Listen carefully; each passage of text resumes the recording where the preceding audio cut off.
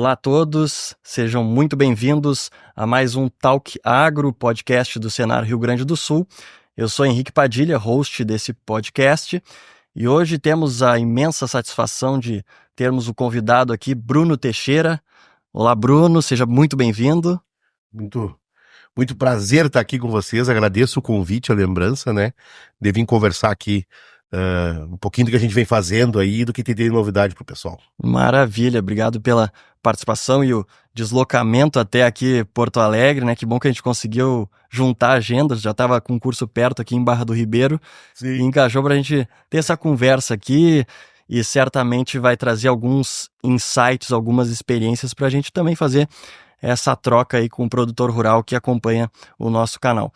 Porque justamente é esse o objetivo do podcast, fazer uma conversa aqui, estabelecer um canal de comunicação para o nosso público-alvo, que são os produtores rurais, né? Trazer experiências e também algumas novidades que instiguem ele também a procurar os nossos cursos do Senar para se aprofundar de fato, né? Nossa intenção aqui, obviamente, não é capacitar, mas trazer o despertar pelo interesse do assunto, né? E aí eu te convidei aqui para a gente fazer uma conversa sobre melhoramento genético de bovinos, que é uma área que tu também atua bastante, né, nas ações do Senar, nos nossos cursos. E antes da gente começar, gostaria que tu te apresentasse também para a nossa audiência, né? Tu é médico veterinário da empresa Biodata. Tu já atua no Senar há quanto tempo, Bruno? Cara, vou fazer 10 anos de Senar. Eu entro no Senar em 2015, principalmente porque tinha uma demanda naquela época, né? Como ainda tem, mas para o programa Boas Práticas Agropecuárias, né? Uhum. Então, a gente estava com muitos grupos no estado, como o Boas Práticas ele é um programa da Embrapa que o Senar encampou e lançou a campo, né? Aumentou muito a disseminação dele no estado do Rio Grande do Sul. O que acontecia? Precisava de gente. Eu tinha uma experiência do Boas Práticas dentro da Embrapa, porque a minha formação toda aconteceu dentro da Embrapa de Bagé. Então eu via toda a construção do programa e acompanhei, sabia como funcionava. Aí, naquele momento, tinha terminado o mestrado em Pelotas e estava já estava entrando no doutorado. Isso foi em 2015. Eu entro pro Senar, né? Faço todo o papel, a seleção e tudo mais para entrar para o Senar, e logo em seguida me largo para Mostardas lá e começo um grupo de novo de boas práticas e começamos a atender e também dar os cursos do Senar, né? Uhum. Eu digo que hoje o Senar,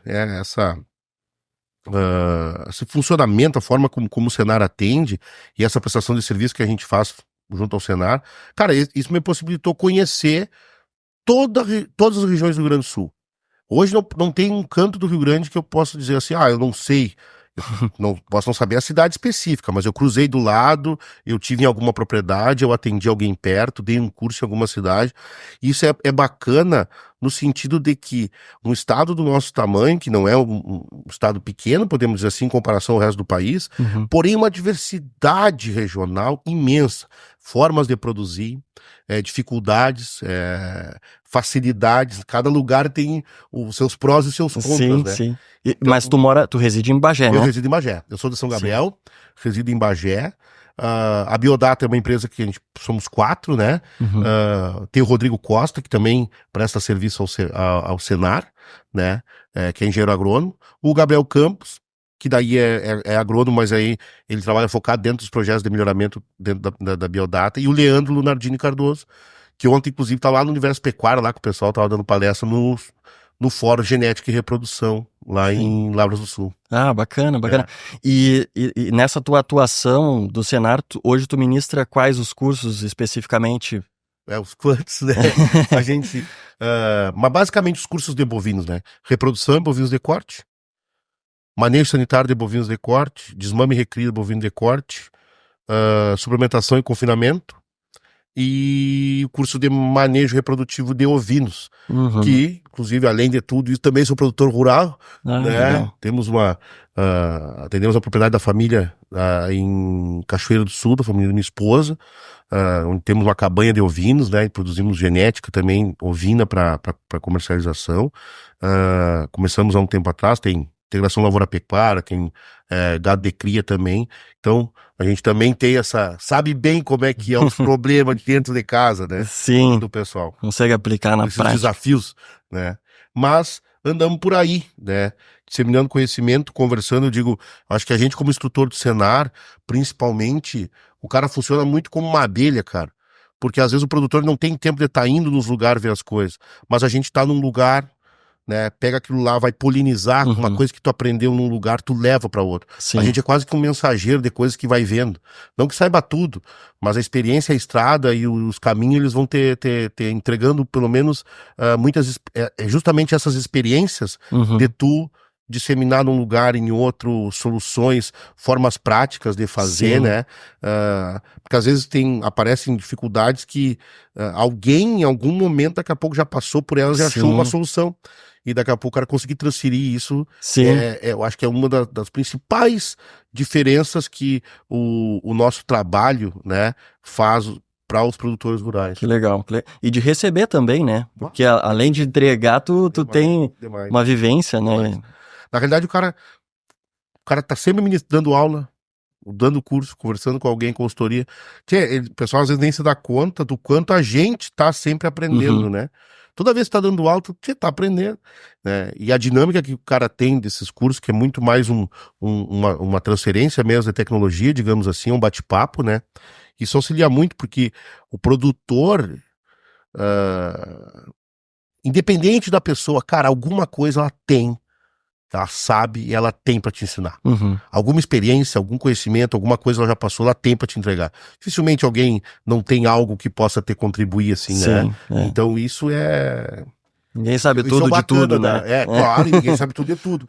Então isso é muito muito bacana da nossa profissão. Que legal, que legal ouvir isso de ti. E entrando no nosso tema principal, que é o melhoramento genético de bovinos, já trago a pergunta para a gente estabelecer a conversa. Quais as características principais que se procura quando se fala em melhoramento genético de bovinos, por exemplo? As características aqui no Rio Grande do Sul, né? Mais especificamente. A gente já tem estudos, a nossa equipe trabalha com essa identificação de objetivos de criação já há um bom tempo. Então, a gente pode pensar duas coisas. Uma coisa é ainda o que certos produtores se preocupam, por uma questão tradicional e uma forma já de fazer de muito tempo. Normalmente os produtores se preocupam em comprar touros pesados, com um determinado padrão racial, bom perímetro escrotal, né? E de preferência de alguma cabanha já renomada, podemos dizer isso, né? Agora, quando tu olha diretamente para o que a gente já sabe do ponto de vista econômico dos sistemas de produção, características principalmente voltadas à reprodução são características que mais impactam o sistema, e voltadas à sanidade são características que mais impactam a lucratividade do sistema. Então, se hoje a gente estava olhando o último relatório da BIEC, que saiu agora em 2024. Cara, no Brasil, a gente já está hoje com uma média de peso de carcaça que gira em torno de 290 quilos, geral. Esses são dados da BIEC, né? Eu até me surpreendi quando vi isso, né? Então, assim, a grande maioria dos rebanhos comerciais, um determinado potencial de ganho de peso, de desempenho, né? De um bom peso à desmama, essa parte que vem sendo atendida pelos programas há um bom tempo, uma propriedade está um pouco mais para trás, outra mais para frente, mas a gente já tem um bom desempenho. Agora, o que a gente percebe a campo? Questões relacionadas principalmente à sanidade, ao carrapato, né? A questão reprodutiva, a taxa de prenhez, a fertilidade, né? Então, essas características são as características que mais tiram do bolso do produtor. E eu vejo que devam ser características que devem ser, critérios que devem ser levados bastante em consideração no momento que o cara pensa em como fazer com que o meu rebanho seja mais adaptado e rentável, né? Porque o melhoramento, a gente fala muito do melhoramento, mas, cara, seleção, no final das contas, é algo simples. Se tu levar em consideração que seleção é o método onde tu escolhe quem vai reproduzir. Ou seja, no momento que tu descartar aquilo que não te serve, aquilo que não é adequado para o teu sistema produtivo, tu já está promovendo um método de seleção, né? E, consequentemente, tu vai modificar a média da tua propriedade, do teu rebanho, para algum lugar. O importante é também o produtor ter claro que tem que ter um norte de para onde ele quer ir. E o que eu vejo que às vezes acontece por falta de orientação é que cada ano o cara compra o sêmen ou compra um touro que tem determinada característica. Ah, esse ano eu vou usar um touro que é bom para ganho de peso. Ah, não, esse ano eu preciso de um touro que é muito bom para musculatura. Não, esse ano agora... Ele anda cada ano para um lado e não modifica a média dele realmente ao longo dos anos, não capitaliza esse melhoramento quando tu tem uma direção. Quais são meus objetivos? Beleza. Então eu vou passar 5 anos, 6, 7, 8, 9, 10 anos escolhendo reprodutores e descartando fêmeas que não atendam a isso. Aí sim, consequentemente, o que se observa a possibilidade de ganhos muito interessantes e que são acumulativos. Aquilo que tu ganha com melhoramento, tu não precisa refazer no outro ano, né? Sim, né? sim. Meu amigo Cristiano Gottuso, que é o cara das pastagens, que eu mexo com ele, cara, pastagem tu tem que adubar todo ano, tu tem que gastar todo ano. Agora, aquele ganho que tu faz dentro do rebanho em termos de média produtiva genética, aquilo tá lá. No outro ano tu vai colocar mais um pouquinho. É a chamada aditividade. Claro, justamente. Eu vou trazer o exemplo de plantas, né? Isso. Claro, é um pouco diferente de animais, até pela... Aí já aproveito outra pergunta, te interrompendo, desculpa. Porque o ciclo da planta é muito rápido. Sim. E a gente já observa o ganho genético de um ciclo para o outro. Agora, como é que é para o produtor rural enxergar esses ganhos pros animais?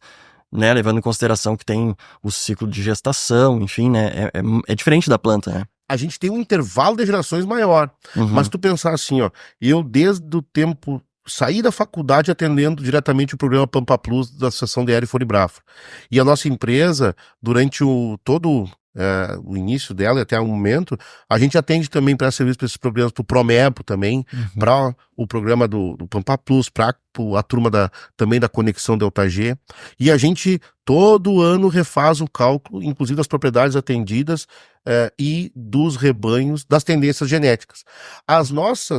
O nosso intervalo de geração, ele é grande. Mas o que a gente observa? Apesar disso, ganhos bastante interessantes a cada ano que passa no valor genético. Claro que num experimento de plantas, daqui a pouco, num curto espaço de tempo, tu observa isso, né? Tu modifica, tanto é que, digamos, a ancestralidade não importa, importa né? Pra gente, como a gente trabalha muito com o pedigree, que é a forma que a gente tem como conectar essas informações, pra te ter uma ideia, hoje, programas como o Pampa Plus e o Promebo, nos índices de seleção, eles estão tendo uma melhoria anual, um acréscimo anual, em torno de 6 a 7% de um desvio padrão do índice. Isso é muito bom. Isso é comparável no Brasil. Isso é comparável com os melhores programas do mundo, como o programa da Angus Americana e outros programas de melhoramento do mundo. Ganhos assim, ó, como no peso sobre ano, por exemplo, no Hereford do Braford, hoje o Pampa Plus está tendo um ganho de 900 gramas a 1,1 kg por ano, na média da população. Poxa, isso é bastante, cara, no valor genético, né? Porque o valor genético é aquilo que é a aditividade que é transferida, né? Então é aquilo mais todos os efeitos de ambiente que dentro da propriedade vai dar. Então, esses ganhos desses programas, como o Promebo, também na raça Angus, que a gente tem observado, tem se demonstrado muito interessante para o produtor, apesar das longas gerações, né? Sim. Sim, não, bacana, interessante de ouvir. E pensando ainda em programas de melhoramento genético, a gente tem enfrentado aí situações extremas de eventos climáticos, né? Teve em 2024 o que a gente passou de excesso de chuva. Como que o melhoramento genético de bovinos de corte pode atuar e ser uma ferramenta estratégica para lidar com essas situações, ou por falta de água ou excesso de água, né, que compromete também a alimentação, né, a disponibilidade de alimentação animal das pastagens. Queria entender assim como que isso poderia encaixar estrategicamente para o produtor também se esquematizar e ele levar que também não cause prejuízo na sua rentabilidade como produção animal. Bueno, eu acho que nesse ponto, o que a gente tem hoje disponível, né? Principalmente características relacionadas à questão sanitária e de eficiência alimentar. Então, voltar à primeira questão de eficiência alimentar. No ano passado, retrasado, acho que é o último Expo Inter, a gente... do ano passado, não dessa, né? No ano passado a gente lançou, junto com a Embrapa, na última Expo Inter, a avaliação genômica para eficiência alimentar na raça Angus. Então, através dos dados dos programas da PEA, que é a prova de eficiência alimentar que acontece na Embrapa, onde são testados os animais do ponto de vista de eficiência alimentar, né? Quanto que come, quanto que ganha e a relação disso, a gente já tem essa característica disponível e tem produtores que estão adentrando nessa identificação, já utilizando a avaliação genética tradicional de coleta de dados junto com painéis genômicos. Então a gente já tem esse tipo de informação e a tendência é ao longo do tempo aumentar o nível e a quantidade de touros avaliados com esse tipo de informação. Por quê? No momento que eu tenho um animal que ele come menos e ganha mais, consequentemente, eu vou ter um aproveitamento melhor do meu recurso forrageiro, né? Então, cara, trabalhos aí que apresentam que o custo alimentar dentro do negócio, às vezes vai de 60% a 70% do custo de produção. É comida. É bastante. É bastante. Mesmo em sistemas pastoris, mesmo em sistemas baseados em campo nativo. Porque por mais que o produtor seja dono da área, a área tem o custo de oportunidade da terra. Sim. Então isso tem que ser levado em consideração. No lugar de uma vaca, eu podia ter uma caixa de abelha. Então, é verdade. E a caixa de abelha tem o custo de oportunidade dela. Eu podia estar plantando soja, podia plantar moranguinho, podia plantar eucalipto, enfim. Eu tenho uma vaca e essa vaca está ocupando espaço. E ela tem que ocupar esse espaço da melhor maneira possível. Inclusive hoje, acho que muito em breve, a gente também vai ter uma resposta na questão de animais mais eficientes do ponto de vista da emissão de gases. A Embrapa a pesquisadora da Embrapa, a Cristina Genro, e está fazendo um trabalho já de muito tempo na identificação real, assim, de como é que funciona essa dinâmica de emissão de gases e incorporação disso no meio, né, a fixação de carbono no solo, esse balanço de gases que os bovinos tem, e eu acho que em breve isso vai estar relacionado dentro das características de melhoramento e de eficiência alimentar, porque a gente está vendo que isso tem relação. O animal que é mais eficiente do ponto de vista alimentar, ele come menos e ganha bem, ele tem bactérias ruminais melhores, e isso tem uma relação genética, tá? O animal que ele puxa bactérias melhores para ele também tem um ponto de vista genético, e inclusive nessa emissão de gases, animais que têm um equilíbrio melhor, digamos, eles são melhores, né? O produtor pode estar pensando, meu Deus, mas cara, isso daqui a pouco isso em seguida está disponível na hora dele estar escolhendo o touro dentro de um sumário, de um relatório de comprando sêmen. Então, eu acho que isso é o futuro de pensar para animais que sejam mais eficientes.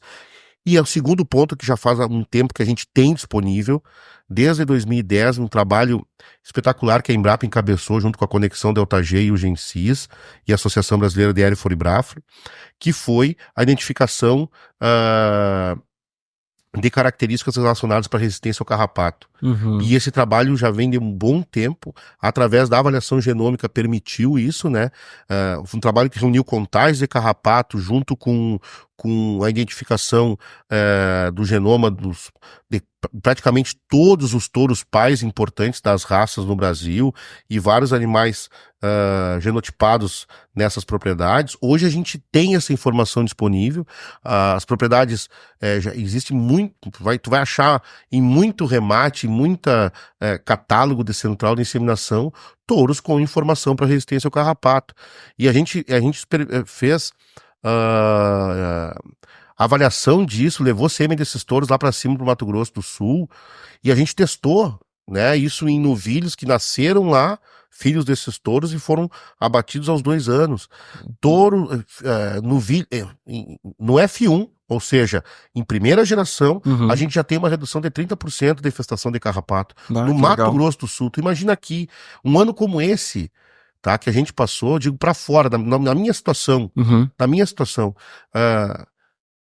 Nós vinha com tudo mais ou menos controlado. No momento que deu aquela chuvarada, essa mudança toda e temperatura e tal, o carrapato, ele atropelou tanto lá, que até as ovelhas carrapatearam. Tamanha infestação dentro do campo. E aí estava no momento em que o pessoal das áreas de lavoura com dificuldade de colher, tu apertado de campo em função das águas, o carrapato pegando em cima disso aí tudo, e qual é a atitude que tu toma, sendo que farmacologicamente nós também estamos limitados do ponto de vista de princípio ativo. Então, ou eu produzo e crio animais mais resistentes, ou o carrapato pode, em certos locais, impossibilitar a produção. E aí a gente observa que a genética tem todo esse potencial. E hoje, não só na raça Braathor, mas o Brangus está desenvolvendo também esse tipo de informação, e a raça Angus já tem também isso disponível nos sumários do Promebo.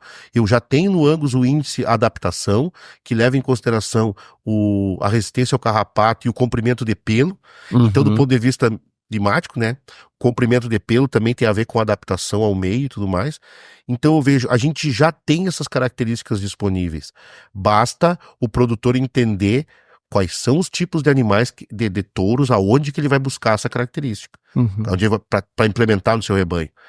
Mas não necessariamente só comprar animais assim. Sim. Dentro de casa dá para fazer. Aquela vaca que carrapateia mais, aquele terneirinho, aquela terneira que tu escolheu para novilha, para ficar no teu rebanho, e que ela pega mais carrapato que as outras, sai dela. Sim. Né? O critério de descarte dentro de casa tem que ser pensado, acho que em cima disso aí. Não, que bom que existem essas alternativas e estudos e pesquisas para a parte genética que conseguem, então, fazer esse mapeamento, digamos, através de marcadores, seja eles fenotípicos ou genotípicos, né, para identificar essas características, para também não ficar só refém de medicação, no caso, né, ou de defensivos agrícolas, trazendo, para exemplo, para plantas, né, mas que bom que existe essa possibilidade, né. E hoje, por exemplo, como que está posto? A avaliação genômica em bovinos de corte, ela está muito avançada.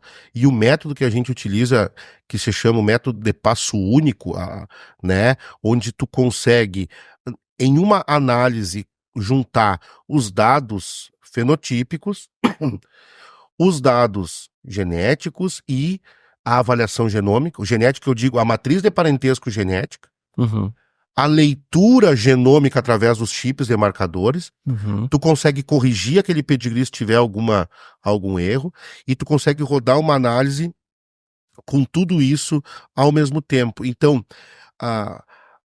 monta-se dentro desse processo uma população de referência, que a gente chama. E essa população de referência, ela tem que ser ela tem que ser representativa do rebanho que tu vai selecionar posteriormente. E isso já foi feito no Hereford, no Braathor, no Angus, aqui do Brasil. A gente já tem essas populações de referência. A gente já tem a informação de como essas características, em média, esses parâmetros genéticos se comportam nessas populações de referência para essas características. Então hoje a Embrapa presta um serviço de predição genômica. Tu, produtor, que daqui a pouco queira testar animais, é possível. Tu entra em contato com a Embrapa, tu vai coletar o DNA dos teus animais, tu vai mandar para um desses laboratórios, né, que fazem a genotipagem, eles devolvem os resultados para a Embrapa roda a análise e te devolve o relatório dos teus animais.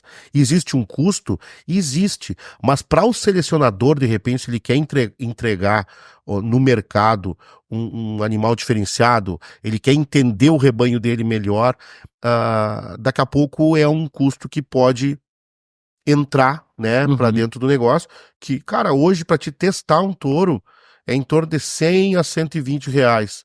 Então, assim, ó, digamos que os touros melhoradores para uma característica como o carrapato, a gente ficaria com os 20% melhores. Então, qual é o custo para achar um touro? Digamos que a cada 5 touros avaliados, tu encontraria um touro destaque, né? Então,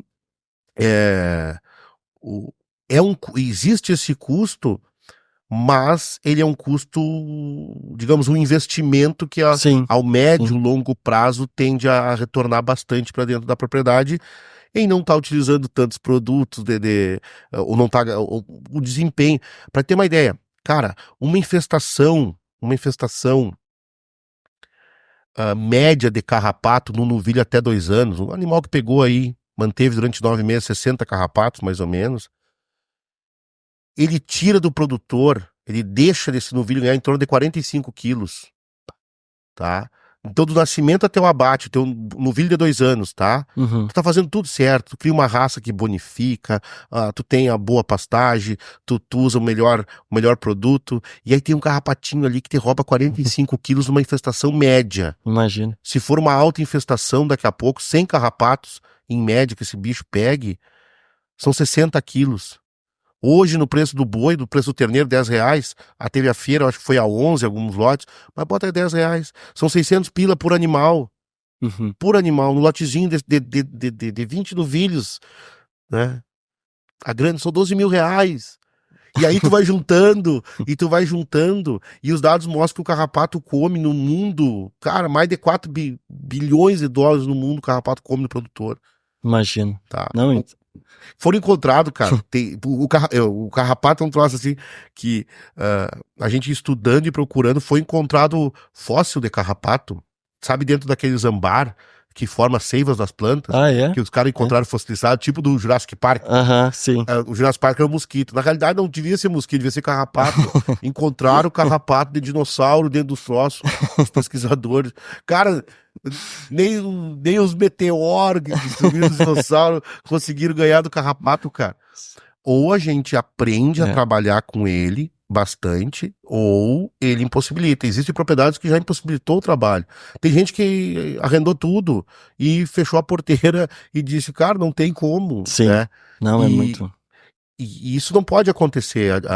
O nosso grande diferencial, eu acho que produtivo do Rio Grande do Sul é a possibilidade dessa diversidade. Uhum. E quando tu olha para sistemas agrícolas que a gente tem, isso está posto. Nenhum sistema agrícola de integração de lavoura, digamos, nenhuma rotação de cultura onde que não entre a boca do animal em algum momento, ela vai ser sustentável. Uhum. Porque o bovino, o ovino, o ruminante é o cara que tem condições de incorporar matéria orgânica no solo naquele momento. Uhum. Então, os sistemas pastoris integrados é o grande, digamos, o grande foco de futuro. E eu ter animais melhores que respondam melhor dentro disso é a forma da gente galgar mais Sim, claro. uns pila num negócio que tem um custo, tem uma margem pequena, né? Sim, não, sem dúvidas. E tu trouxe tanta informação que o produtor precisa pensar, né, frente a isso, não só o melhoramento genético em si, mas tudo isso que está atrelado na questão de gestão dele da propriedade,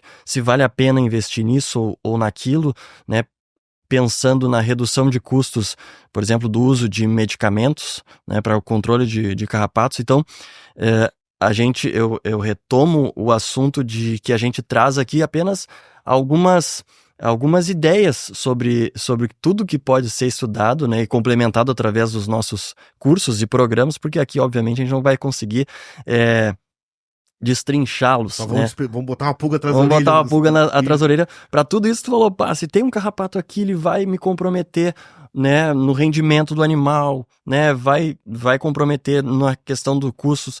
Então a gente reforça muito a questão do planejamento, né, planejamento e gestão, né, inclusive a gente está com um programa novo, né, o programa de gestão rural, que ele é bem completo, então é importante, porque tudo isso está atrelado, afinal de contas o produtor rural, ele é um empreendedor, ele tem um negócio a céu aberto, a gente sempre fala isso, né, mas...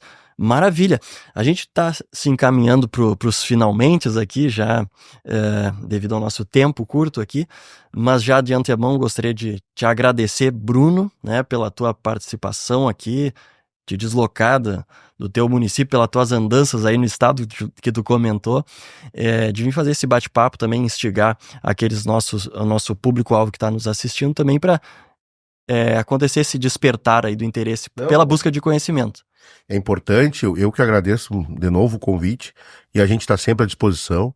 A gente tem andado bastante seguido também com o professor Lobato no De Onde Virão os Terneiros, né? Uhum. E justamente a temática é essa, e ela sempre dá muita conversa, muito despertar dos produtores, muito curiosidade, né? E tem coisas que são simples, dá para implementar.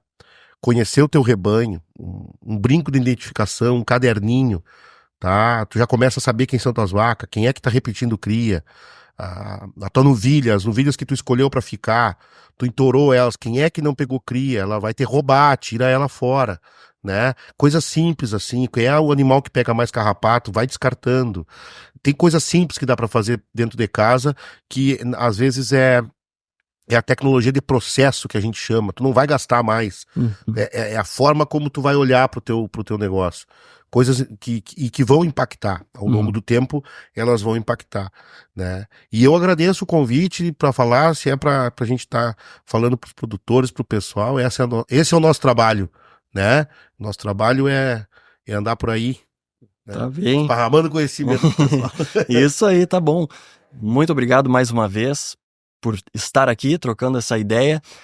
Então nós vamos ficando por aqui em mais um episódio. Agradecemos novamente a participação de todos que nos acompanham nesse episódio do Talk Agro do Senar Rio Grande do Sul. Não esqueçam de nos seguir nas redes sociais, YouTube, Instagram, Facebook. Ficamos por aqui. Muito obrigado e até o próximo episódio. Tchau, tchau.